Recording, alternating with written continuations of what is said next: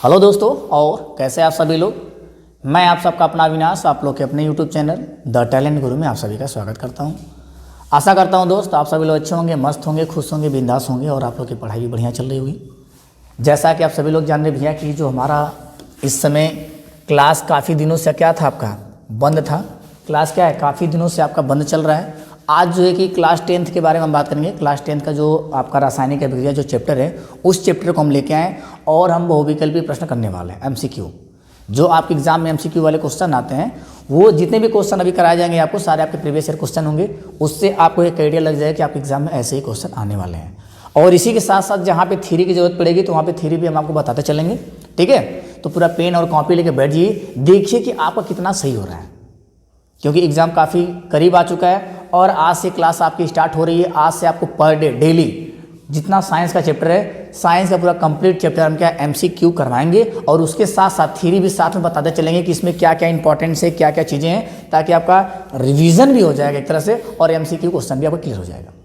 ठीक है, तो ज़्यादा बात ना करते हुए क्लास को हम क्या करते हैं, स्टार्ट करते हैं। चलिए, ये पहला क्वेश्चन आपके सामने दिख रहा होगा। ठीक है, ये पहला क्वेश्चन क्या है, आपके सामने दिख रहा है। तो बताइए यहाँ पे क्या सही होगा, आप अपने से कर लीजिए। लगभग जितने भी सारे क्वेश्चन हैं 1 2 3 करके अपना क्या है लाइनिंग कर लीजिए, देखिए कि आपका कितना सही हो रहा है। इसने कहा कि Zn मतलब zinc, Cu SO4 plus Cu मतलब कॉपर। अब करना क्या भैया, ये पूछ रहा है कि रासायनिक अभिक्रिया किस प्रकार की है, मतलब ये जो रासायनिक अभिक्रिया किस प्रकार का है। आपको यहाँ ऑप्शन में क्या दिया है, क्या दिया है, संयोजन अभिक्रिया, और क्या दिया है यहाँ पे, संयोजन अभिक्रिया दिया आपको, विस्थापन अभिक्रिया, क्या है द्विविस्थापन अभिक्रिया और वियोजन अभिक्रिया। तो ये जो अभिक्रियाएं आपको पता होना चाहिए किस में क्या क्या होता है। तो थोड़ा सा क्वेश्चन करने से पहले थोड़ा सा हम आपको जो चैप्टर का बेस है, उस चैप्टर में क्या क्या इंपॉर्टेंट चीज़ें हैं, थोड़ा सा उसको बात कर लेते हैं, फिर तुरंत हम अपने क्वेश्चन पे आएंगे, तब आपको क्वेश्चन करने में ज़्यादा मजा आएगा। देखिए कैसे कैसे, मतलब इसका थोड़ा सा डिफिनेशन जान जाते हैं। तो देखिए हमने क्या लिखा है यहाँ पे भैया कि रासायनिक अभिक्रिया एवं क्या है, रासायनिक अभिक्रिया तथा क्या है समीकरण। इसमें बस बहुत फास्ट चलेंगे हम। इसमें 2-3 चीज़ें होती हैं, क्या क्या होती है इसमें दिया भैया आपका क्या होता है, रासायनिक अभिक्रिया। रासायनिक अभिक्रिया किसे कहते हैं, जो समीकरण बना होता है। रासायनिक अभिक्रिया और रासायनिक समीकरण अलग अलग होते हैं। तो रासायनिक अभिक्रिया और रासायनिक समीकरण 2 चीज़ें होती हैं। ये होता है अभिकारक, जो उसमें भाग लेते हैं, रासायनिक समीकरण में जो भाग लेते हैं वो क्या कहलाते हैं, अभिकारक, और जो बन के आता है उसे क्या कहते हैं, हम उत्पाद कहते हैं। तो पहचानते कैसे हैं, बस मैं मेन पॉइंट को लेकर चल रहा हूँ। इसके पहले वीडियो आपको पूरा कंप्लीट पढ़ाया गया है, तो बस मैं दिखा रहा हूँ कि मतलब आपके क्वेश्चन कहाँ से बहुविकल्पी बन रहे हैं, तो जिससे आपको क्या होगा, थोड़ा सा आसानी हो जाएगा। तो जब रासायनिक की बात करेगा, भौतिक की बात करेगा, तो देखिए पहचानेंगे कैसे कि कोई कैसे पहचानेंगे किसी चीज़ में रासायनिक अभिक्रिया हो रहा है या भौतिक परिवर्तन, मतलब हम कैसे पहचानेंगे कि इसमें अभिक्रिया में मतलब रिएक्शन हो रहा है, अभिक्रिया हो रही है, मतलब किसी चीज़ में रिएक्शन हो रहा है कि नहीं, कैसे पहचानेंगे। अगर कोई वस्तु है, अगर कोई ऑब्जेक्ट है, अगर उसके ऑब्जेक्ट है, कोई भी ऑब्जेक्ट है, कोई भी ओवरऑल कोई भी ऑब्जेक्ट हो, चाहे ठोस हो, चाहे द्रव हो, चाहे गैस में हो, किसी भी अवस्था में कोई ऑब्जेक्ट है, अगर उस ऑब्जेक्ट में रंग, उसके अवस्था, गैस, ताप, अवक्षेप, मतलब समझ रहे हैं, जैसे चूना उना कहीं डाल देते हैं तो उसके ऊपर जो परत जम जाती है वो क्या होता है, अवक्षेप। आप सब्जी खाते होंगे, अगर रात में दिन की सब्जी बनी हुई है, अगर रात में सब्जी को रख देंगे तो सुबह उस पर एक लेप जम जाता है, या दाल फ्राई बहुत अच्छे से किए तो 2 घंटे के लिए छोड़ देंगे तो उस पर क्या जम जाता है, परत जम जाती है, वो क्या होता है, हमारा अवक्षेप होता है। तो मतलब कोई भी काम हुआ है, उसमें काम होने के बाद उसके रंग में, अवस्था में, गैस में, ताप में, अवक्षेप, गंध, ध्वनि, प्रकाश, अगर उन सब में थोड़ा भी चेंजेस आ रहा है तो हम सोचेंगे भैया कि कहीं ना कहीं क्या हो रहा है, इसमें रिएक्शन हो रहा है। क्या हो रहा है, चेंजेस हो रहे हैं, मतलब रिएक्शन हो रहा है, अभिक्रिया यहाँ पे हो रही है। अब 2 तरीके से होता है, एक होता है रासायनिक और एक होता है भौतिक। तो रासायनिक वाले में हम यहाँ से ले लिए आपको कि दूध का फटना, रासायनिक परिवर्तन। तो पहले जाना, रासायनिक परिवर्तन हम उसे कहते हैं जो हमारे आंखों से दिखाई न दे। ऐसे परिवर्तन जिसको अपने नग्न आंखों से न देख पाए वो क्या कहलाएगा, रासायनिक परिवर्तन कहलाएगा। और ऐसे परिवर्तन जिसको अपनी आंखों से देख सके क्या कहलाएगा, भौतिक परिवर्तन। अब देखिए, दूध का फटना, जंग लगना, किंडवन दहन, परमाणु विस्फोट, ये सारे आपके बहुविकल्पी प्रश्न में आ सकते हैं, इसलिए इन पॉइंट को याद रखना।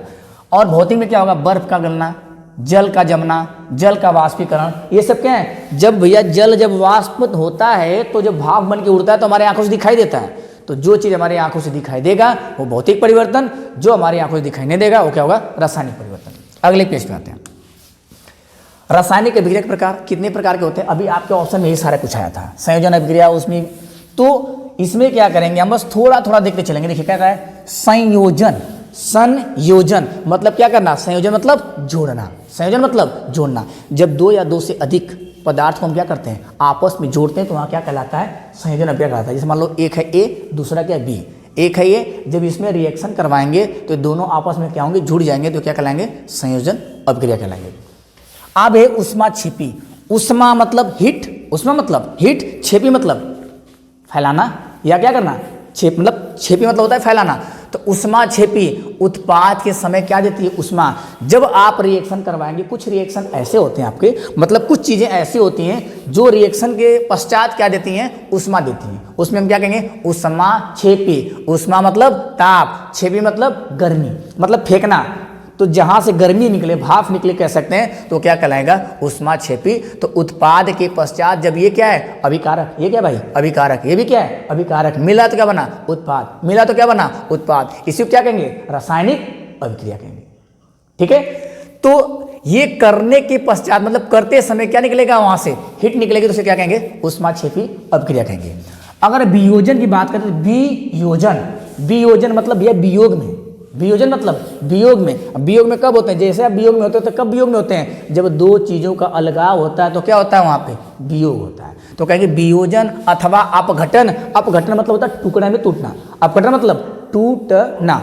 तो जब कोई एक वस्तु है, जब उसको दो पार्ट में तोड़ा जाएगा तो उसे वियोजन कहेंगे या क्या कहेंगे, अपघटन। अच्छा ये बताइए, कोई भी एक चीज है, जब उसको आप तोड़ेंगे या अपघटित करेंगे, मतलब जब दो भागों में या दो से अधिक भागों में जब तोड़ेंगे, दो या दो से अधिक भागों में तोड़ेंगे, तो तोड़ने के लिए ऐसे टूटेगा नहीं, ऐसे तो टूटेगा नहीं।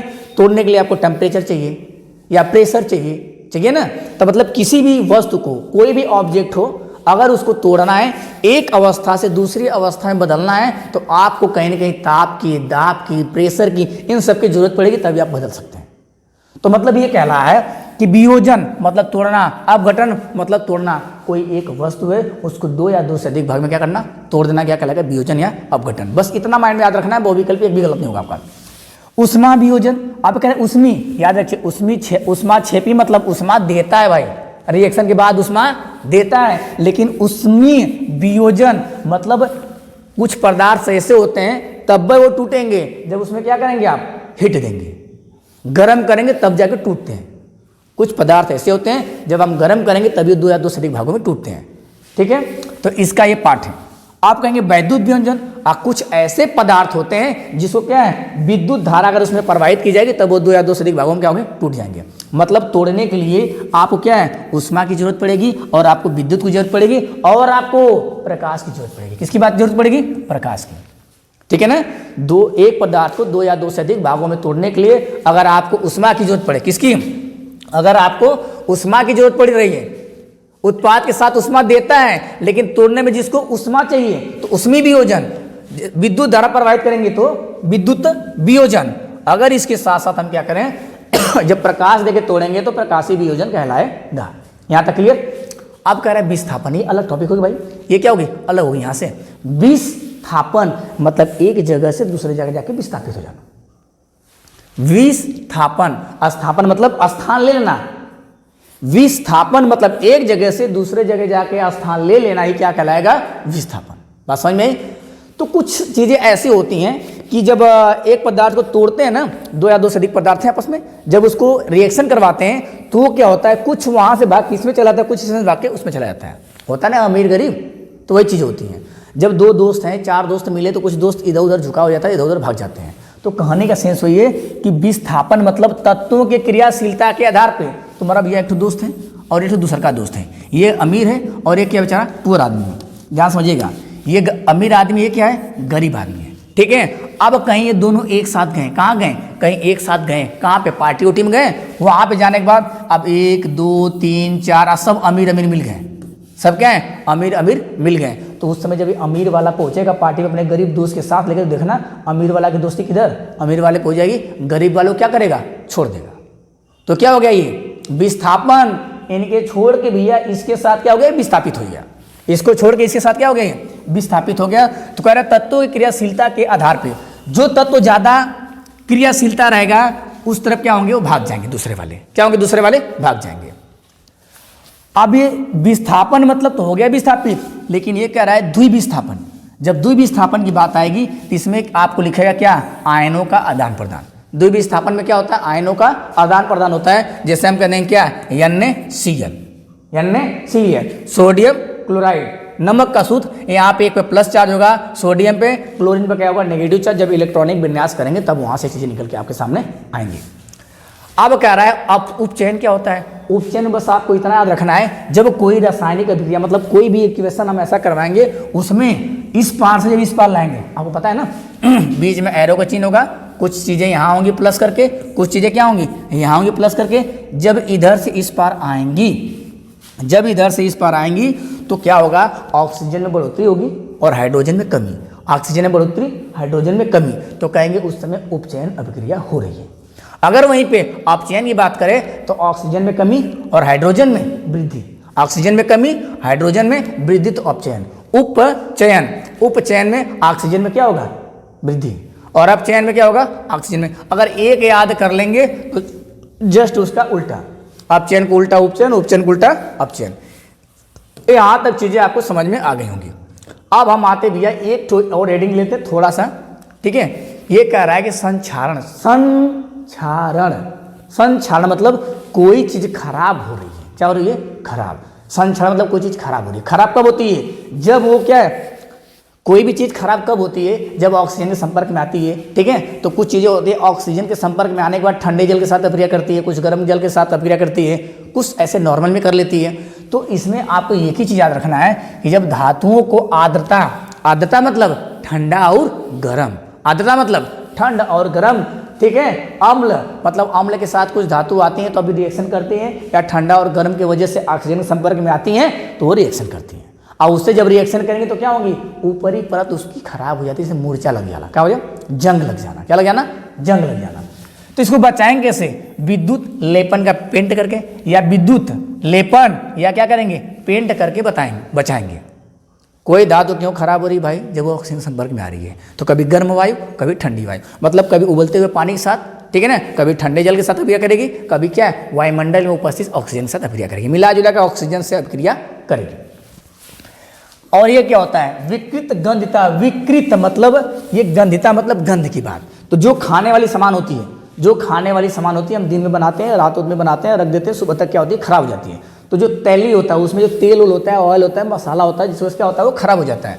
तो खाद्य पदार्थ के स्वाद में, स्वाद व गंध में अगर परिवर्तन आ गया तो हम क्या कहेंगे, विकृत गंधिता। और तत्वों के आधार पर, क्रियाशीलता के आधार पर तत्वों को याद कर लीजिएगा। अब आते हैं अपने क्वेश्चन की तरफ, ज्यादा बात नहीं, क्वेश्चन को स्टार्ट करते हैं।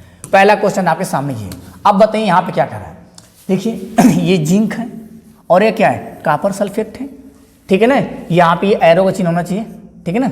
यहाँ पे क्या करेंगे, एरो का चिन्ह लेंगे, तो कह रहा है जिंक, सल्फेट और कॉपर। अब बताइए इसमें कौन सा हो रहा है, कौन सा हो रहा है बताइए, यहाँ पे देख के बताइए क्या हो रहा है। हमने कहा भाई संयोजन अभी बताया हमने, संयोजन क्या होता है, संयोजन अगर ए और बी है तब क्या बन जाएगा, ए बी, ये बताया अभी हमने। वियोजन का मतलब क्या बताया, अगर ए बी है तो किस में हो जाएगा, ए प्लस बी में वियोजन हो जाएगा। अब बात आई द्विविस्थापन और बात आई विस्थापन। द्विविस्थापन और विस्थापन, द्विविस्थापन हमने बताया किसका होता है, आयनों का आदान प्रदान। किसका होता है, आयनों का आदान प्रदान, यही ना। और विस्थापन मतलब हमने बताया कि एक स्थान से दूसरी जगह विस्थापित। देखो हो गया, कैसे हो गया, वो कैसे, कैसे भैया, क्रियाशीलता के आधार पर। कैसे, क्रियाशीलता के आधार पे। क्रियाशीलता किसकी क्रियाशीलता, तत्वों के क्रियाशीलता के आधार पे एक जो दूसरे का दोस्त भाग रहा है कि नहीं, तो क्या कहलाएगा यहाँ पे, यहाँ पे आपका हो जाएगा विस्थापन अभिक्रिया। देखो जेड, तो जेड है, और यहाँ देखिए कॉपर बेचारा कमजोर हो गया, क्या बाहर निकल फिरती है, कॉपर कहाँ चला गया, बाहर चला गया। तो इसको क्या कहेंगे, ये हो गया आपका विस्थापन। और विस्थापन के अंदर ही आता है क्या, द्विविस्थापन, ठीक है ना। अब आते हैं अगले क्वेश्चन पे। अगला क्वेश्चन आपके पास ही है, बताइए यहाँ पे क्या से होगा, ये बताइए क्या से होगा, यहाँ पे सोच के बताइए यहाँ पे क्या से होने वाला आपका, ठीक है। इसने कहा कि 2Fe क्लोरीन ये दे दिया है, तो इसमें क्या होता है, रासायनिक अभिक्रिया संतुलित करना, जानते हैं ना, समीकरण संतुलन, मोटा मोटी हम बता रहे हैं। देखिए समीकरण को संतुलित करते हैं। अगर कोई समीकरण इधर दिया है, मान लीजिए ABCD कुछ दिया है, यहाँ कुछ भी दिया है और उसके बाद ABCD कुछ भी दिया ऐसे करके, तो जितने एलिमेंट मतलब जो भी एलिमेंट है जितने भागों में इधर होते हैं उतने भागों में क्या है इधर भी होने चाहिए, तब रासायनिक अभिक्रिया क्या है संतुलित। मतलब 5 स्थिति में संतुलित करते हैं। जाके पहला वीडियो आप लोग देख लीजिएगा। जिसको पूरा विधिवत तरीके से चैप्टर पढ़ना, जाके पहला वीडियो क्या करेंगे आप लोग देख लेंगे। यहाँ पूरा बताएंगे तो फिर ये MCQ का कोई मतलब नहीं निकलेगा। अब ये कह रहा है देखिए हमको ढूंढना है कि इसमें से कौन सा होगा, कौन सा Y के स्थान पे होना चाहिए। अच्छा मैं अगर ढूंढना स्टार्ट करूँ तो देखिए आपको मैं बता रहा हूँ एक चीज़ कैसे ढूंढेंगे हम क्या देखा भैया यहाँ पे यस और क्या HOCl ये दिख रहा है ना। अब उसमें ढूंढना हम स्टार्ट करते हैं। देखिए क्या निकलेगा यहाँ से। मैंने कहा यहाँ पे यह फिर ढूंढने का मतलब नहीं है, Cl ढूंढ सकते हैं। तो 3 दूना के 6, क्लोरीन कितनी बार आया 6 बार। देखिए यहाँ क्लोरीन 6 बार आ रखा है। 2 दूना के 4। याद रखिए अगर कोई चीज़ यहाँ पे अगर ऐसे लिखी है तो इसका इसमें क्या होता है भैया मल्टीप्लाई होता है। इस बात को याद रखिए, इसका क्या होता है इसमें मल्टीप्लाई होता है।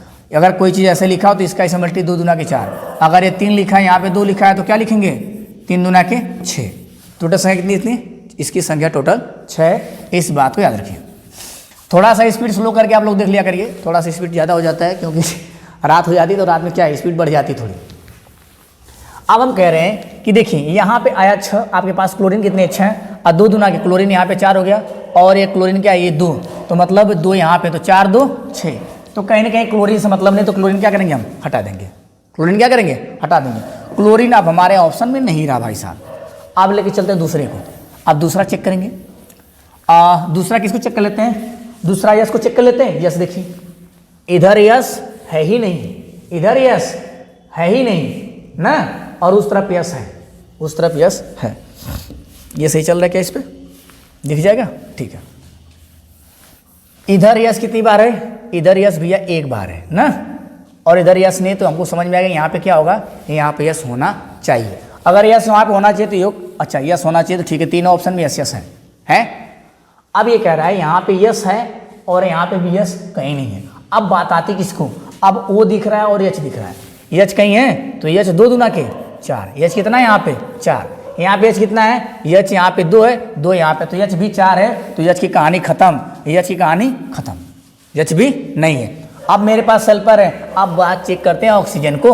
ऑक्सीजन अगर मैं चेक करना चाहूँ तो यहाँ ऑक्सीजन कितनी बार है, 2 बार। यहाँ ऑक्सीजन कितनी बार है, 2 बार, और यहाँ ऑक्सीजन कितनी बार है, 4 बार। तो 2 ठो तो बराबर हो जाएगा, 2 ठो बचेगा तो क्या आ जाएगा, यस हो 2, तो क्या सही हो जाएगा मेरा, ये ऑप्शन तीसरा सही हो जाएगा। ऐसे आपको चेक करना है वहाँ पे ऑप्शन ले आके। चेक करेंगे जल्दी तो समझ में आएगा कौन सा रिएक्शन किसके बराबर है, कौन सा रिएक्शन जो एक्स्ट्रा बचा रहा लाके भैया क्या करो बैठा दो। अब आते हैं अगले क्वेश्चन पे। अगला क्वेश्चन बताइए क्या होगा आंसर आपका, समझ में आ रहा होगा अच्छे से, नहीं समझ में आया कमेंट करके पूछ लीजिएगा सर इसको, तो मैं थोड़ा सा और इसको एक्सप्लेन कर दूंगा अच्छे से। अब इसमें कहा कि श्वसन निम्नलिखित, कहाँ जा रहे भाई कहाँ जा रहे हैं, यहीं पर रुक। ये कह रहा है श्वसन निम्नलिखित में से कैसी अभिक्रिया है। अच्छा जब हम सांस लेते हैं क्या करते हैं भैया, सांस लेते हैं। हमने कहा कि संयोजन अभिक्रिया में क्या होता है, A+B = AB। उष्मा वियोजन अभी पढ़े हैं, और ये क्या है वियोजन मतलब टूटना। अगर AB है तो तोड़ देंगे किसमें, A+B में। अब कह रहा है उष्मा क्षेपी। अभी हमने बताया है कि जिसमें रिएक्शन होता है तो उसमें क्या निकलता है, उष्मा। जब हम रिएक्शन करते हैं क्या निकलता है, टेम्परेचर, उष्मा। सांस लेते तो गर्म हवा निकलती है हमारे मुंह से, क्या निकलती है, गर्म हवा निकलती है सांस लेते में। सांस लेंगे जब मुंह से हवा निकालेंगे या नाक से हवा निकलती है तो क्या निकलती है, गर्म। इसलिए बोला ठंडी में क्या निकल रहा है, भाप निकल रहा है। ठंडी में भाप निकलता नहीं भैया, इसलिए लगता है कि ठंडी में भाप निकल रहा है क्योंकि आसपास के वातावरण इतनी ठंडा होता है वातावरण कि जिसकी वजह से हमको लगता है क्या है, हमारे अंदर से गर्म हवा निकल रही है। तो उसी को हम क्या कहेंगे, उष्माक्षेपी अभिक्रिया। उष्माशोषी, उष्माक्षेपी, 3 चीज बताए थे की जगह, उसको आप लोग याद करके रखिएगा। अगले क्वेश्चन पे देख लेते हैं। बताइए इसमें क्या सही होगा आपका, इतने पे दिख जा रहा है, काफ़ी बड़ा छोटा करने की कोई ज़रूरत नहीं है। जब फंस जा रहा है क्या, ठीक है ठीक है। अब बताइए इसमें क्या सही होगा, बताइए। ये कह रहा है एक भूरे रंग का चमकदार तत्व X को वायु की उपस्थिति में गर्म करने पर वह काला हो जाता है। इस तत्व का क्या है, इस तत्व का आपको नाम बताना है। कौन सा तत्व इसमें से जो क्या होता है, गर्म करने पे काला हो जाता है। तो यहाँ पे क्या हो जाएगा भैया, यहाँ पे हमारा कापर हो जाएगा जो क्या होता है, काला हो जाता है। चौथा देखिए, ये क्वेश्चन नंबर 5, उधर से ज़्यादा वो लग रहा है, ठीक है, दिख रहा है। एक निम्नलिखित में से कौन सी धातु ठंडे जल में अभिक्रिया करके हाइड्रोजन गैस देती है? ठंडे धातु में, करेक्ट, ठंडे जल में। ठंडे जल में भैया आपका जो है सोडियम धातु होती है, देखिए Ag है, ये है एल्युमिनियम है, कापर है, यहाँ पे Cu होना चाहिए, ये थोड़ा यू हो गया, यहाँ क्या होना चाहिए? Cu होना चाहिए, यहाँ पे क्या होना चाहिए? Cu, ठीक है ना, कापर होना चाहिए। हम क्या कहेंगे, इसमें क्या हो जाएगा आपका? सोडियम हो जाएगा। सोडियम क्या है? तुरंत, करेक्ट, ठंडे जल में सोडियम क्या है? ठंडे जल से क्या करता है? ये रिएक्शन करता है, इसलिए सोडियम को हमेशा क्या है, हम केरोसिन के तेल में डीप करके रखते हैं ताकि इसे ऑक्सीजन के संपर्क में ना आए। जैसे ऑक्सीजन संपर्क में आए क्या, तो ये रिएक्शन कर जाता है। ये ऐसा मेटल है, इसको हम धातु कहते हैं। ये ऐसा धातु है जो क्या होता है, इतना मतलब उसे धातुएं तो सामान्यतः क्या होती हैं? धातुएं सामान्यतः क्या होती है भाई साहब? ठोस होती हैं। लेकिन एक तो धातु ऐसा है पारा, कौन है? पारा, जिसको क्या कहेंगे? Hg। मरकरी भी कहते हैं, इसको क्या कहते हैं? मरकरी भी कहते हैं। ये ऐसी धातु है, ठीक है, जो सामान्यतः क्या होती हैं? द्रव होती हैं। क्या होती हैं? ये द्रव होती हैं। सामान्यतः क्या होती हैं? द्रव होती हैं, जबकि सभी धातुएं क्या होती हैं? ठोस होती हैं। और ठोस में एक ठो ऐसा ही धातु है जिसको हम क्या है, चाकू से आसानी से काट सकते हैं। यही ऐसी धातु है जिसको चाकू से आसानी से हम काट सकते हैं। सामान्यतः सभी धातुएं ठोस होती हैं, किसको? पारा को छोड़ के, मरकरी को छोड़ के। लेकिन एक धातु ऐसी जिसे चाकू से क्या कर सकते हैं, हम काट सकते हैं। बाकी लोहा, एल्युमिनियम, और हाँ एक चीज़ और जान लीजिए यहीं पे, अभी तो मेटल पढ़ाएंगे भाई साहब, मेटल नॉन मेटल पढ़ाएंगे। और एक धातु होती है कौन? सोना। एक क्या होता है? सोना, और एक क्या होता है आपका? चांदी। 1 ग्राम सोना से 3 किलोमीटर का तार बना सकते हो, और 1 ग्राम चांदी से कितना? 2 किलोमीटर किलो का क्या है? तार बना सकते हो। इसलिए जब आप केमिस्ट्री में पढ़ेंगे 10th में ना, 9th में पढ़े होंगे कि जो रदरफोर्ड है, कौन? रदरफोर्ड ने सौर धातु की पन्नी पे अल्फा कणों की बौछार करके पाया कि जहाँ से कण क्या वापस लौट के आते उसे को क्या उन्होंने नाभिक नाम दिया। तो क्यों सौर धातु की पन्नी लिए? क्योंकि सबसे पतली चादर इसी से बनाई जा सकती है। सबसे पतली चादर इसी से बनाई जा सकती है। ज़्यादा अंदर तक नहीं चलेंगे, नहीं समझ में आएगा पूछ लीजिएगा। बस बहुविकल्प की बात हो रही थी तो मैं उसी पे अड़ा हूँ। अब लेके चलते हैं अगला क्वेश्चन। ये बताइए इसमें क्या सही होगा आपका? Fe। ठीक चल रहा है, टाइमिंग बढ़िया है। हाँ 6। ये बताइए क्या होगा? इसने कहा भाई साहब आपसे, जिसको हम देख लेते हैं अच्छे से थोड़ा सा। इसने कहा कि Fe2, ये 2 ऊपर नहीं 2 नीचे, याद रखिएगा ये 2 यहाँ पे नहीं है, ये 2 कहाँ पे? यहाँ पे। Fe2O3 2Al, और ये एरो वाली चिन्ह है, ठीक है ना, रिएक्शन पर याद रखिएगा। अगर चिन्ह कभी तुमको ऐसा बना आ जाए तो इधर का जो बना है उधर चला जाएगा, जो उधर बना है इधर भी आ सकता है, मतलब पलट के उसको दोबारा वापस ला सकते हैं। इसको उत्क्रमणी कहते हैं। उत्क्रमणी क्या बोलते हैं? उत्क्रमणी। इसको उत्क्रमणी कहते हैं। इधर से उधर भी जा सकते हैं, मतलब पानी है तो पानी से हम बर्फ बना सकते हैं, फिर बर्फ से पानी बना सकते हैं, ठीक है ना। और बता देंगे आगे जो छोड़े हैं, कह रहा Al2O3 और ये ऊपर दी गई अभिक्रिया किस प्रकार की? पूछ रहा है, संयोजन है। अगर भैया संयोजन होता तो दोनों को जोड़ के एक बना देता ना, 2 जोड़ के बन जाता ना, तो संयोजन तो नहीं है। यहाँ तक बात समझ में आ गई, ठीक है। और क्या कह रहा है आपसे? कहा क्या वियोजन है? अगर वियोजन होता, अगर हम कह रहे हैं वियोजन होता, क्या होता? अगर वियोजन होता क्या होता? कोई एक चीज रहती, क्या रहती? AB, क्या हो जाती? A+B हो जाती, टूट जाता, हो जाता ना, टूट जाता। अब बात आई विस्थापन और बात आई द्विविस्थापन। आई विस्थापन और द्विविस्थापन। द्विविस्थापन में क्या होता है? आयनों का आदान प्रदान, और विस्थापन मतलब होता है कि अधिक क्रियाशील वाले तत्व अगले क्रियाशील वाले तत्वों से क्या होते हैं? ऐड हो जाते हैं ना। तो यहाँ देखिए क्या हो जाएगा। अगर हम देखें यहाँ पे तो Fe है, आपको याद करना पड़ेगा क्या? क्रियाशीलता के आधार पर तत्व। ये कह रहा है Fe, ठीक है। यहाँ पे क्या दिख रहा है? Fe। ये Fe बेचारा कमजोर है, और क्या किया है? Al2 ये दोनों क्या होंगे? आपस में आ गए और उसको क्या किए? छोड़ दिए, तो इसको कह देंगे क्या? विस्थापन अभिक्रिया। क्या कह देंगे? विस्थापन अभिक्रिया, क्योंकि एक जगह से वहाँ से हट के दूसरी जगह पे क्या वो चल गया। अगर द्विविस्थापन होता तो आयनों का आदान प्रदान होता। आयन मतलब अगर आई लिखल है NaCl तो यहाँ प्लस लिखल है, यहाँ माइनस, इसे हम क्या कहते हैं? आयन। देखिए अगर 2 आयन दिखाना होगा तो 2 बार प्लस लिख सकते हैं। अब कभी कभी क्या भैया आपके एग्जाम में 2 प्लस न देख के इसको ये भी लिख सकता है 2+, तो भी बात वही है। 3 बार प्लस 1+1+ कर दिया तो इसको हम ये भी लिख सकते हैं 3+ लिख सकते हैं। इस चीज को आयन, आयन इसे कहते हैं आयन। आयन मतलब क्या? इलेक्ट्रॉनों और प्रोटॉनों की संख्या, ठीक है। आगे आते हैं, 6वां के बाद आपका हो गया 7वां क्वेश्चन देख लीजिए। ये थोड़ा अच्छा क्वेश्चन है, कूट वाला क्वेश्चन आपको दिमाग थोड़ा सा लगाना पड़ेगा। 7 क्वेश्चन, ठीक है ना।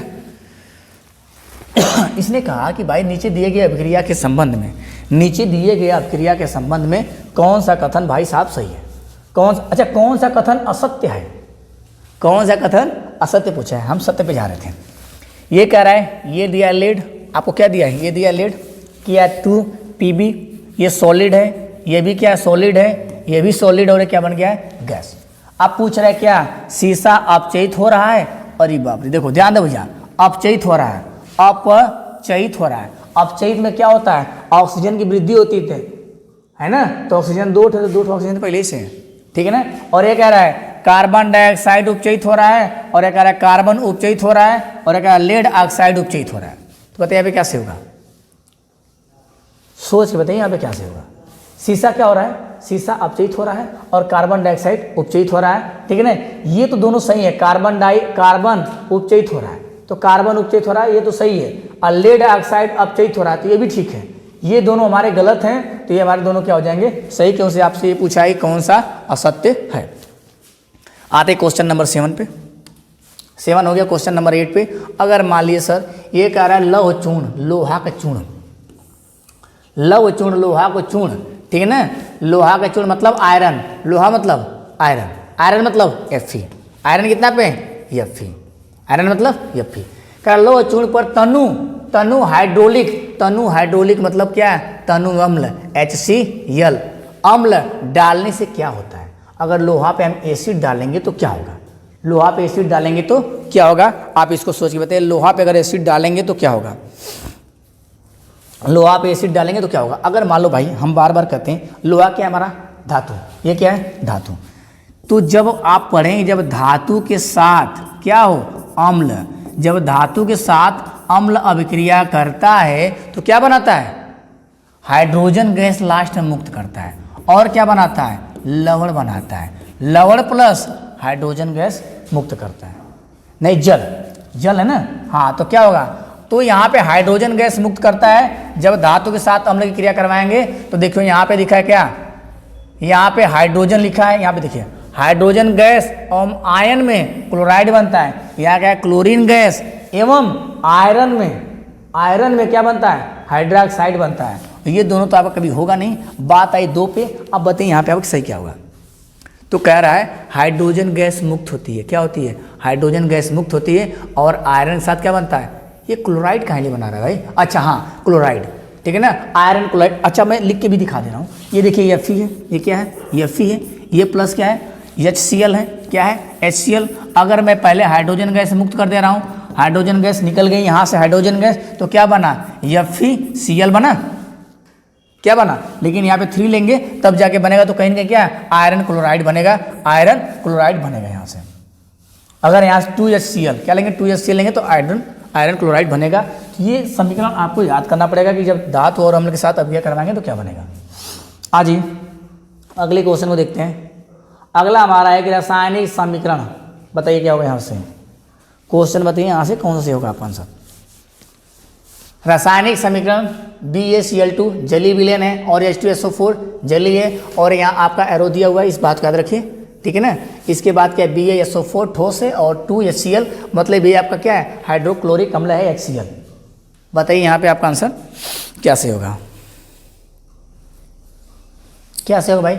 ये कह रहा है योगात्मक, ये तो कहीं भी पढ़ भी नहीं किए हैं निकरण, और इनमें से कोई नहीं पढ़े नहीं, अवक्षेप की बात कर रहा है। तो क्या होगा यहाँ से, यहाँ पे अवक्षेप देगा, यहाँ पे हमारा 9 सही हो जाएगा।